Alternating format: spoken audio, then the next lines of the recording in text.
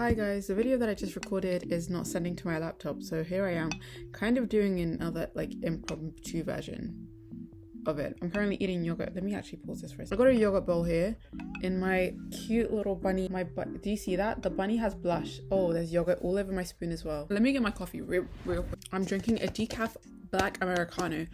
It's cold now, but they kind of put their foot in there.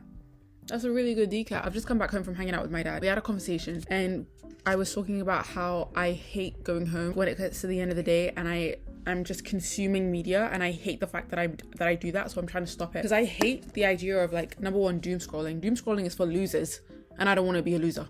I've already fallen victim to it for how many years? I'm done. I don't want nothing to do with that no more. Doom scrolling and then just watching media and consuming media to consume it, because that's the option for when you're bored. I hate it. There is nothing more I hate than that. Listen, I'm very grateful to have this. Alhamdulillah for having this. Alhamdulillah for having this laptop. Alhamdulillah for having this TV. I'm very, very grateful. I don't like when it gets to that state and you're on your phone, like if you're on TikTok, for example, and you're just scrolling without noticing that you're scrolling, and you're just consuming happy content, sad content, rage bait, all of these things back to back in 15 minutes. What does that do to the login over here? I'm tired of it. The other thing I was talking to my colleague the other day that scared me is that we came to the realization that we both cannot recall the last time we actively searched to watch something on YouTube. Because back in the day, that search bar and me went like this together.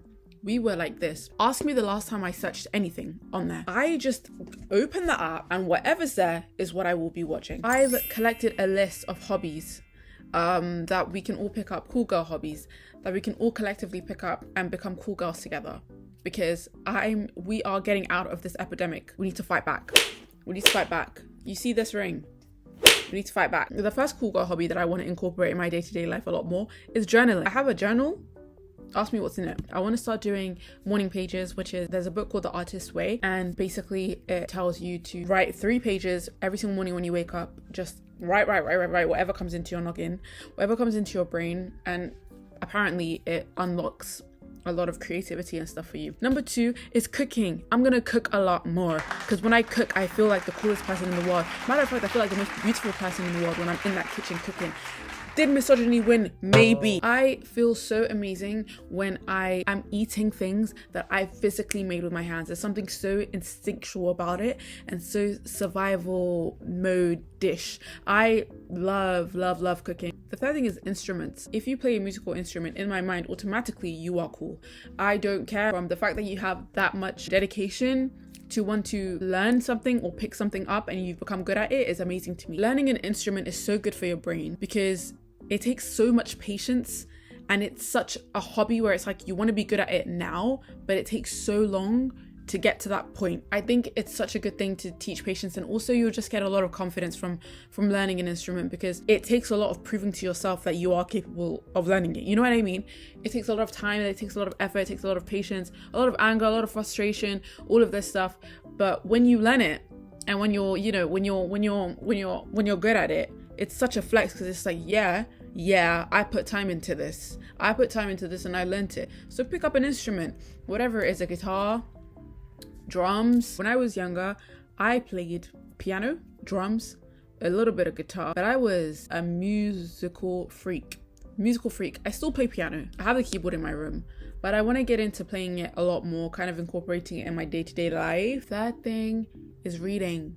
Yeah, you thought I was gonna miss out one of the most important things. I love reading. Reading is so good for you and your brain, even if it's just 5-10 minutes a day. You learn so much from picking up a book, whether it's fiction or non-fiction. You open yourself up to new things. I feel like when you're on your phone, because your algorithm and everything is so catered to you, you're just being recommended the same things again and again and again and again.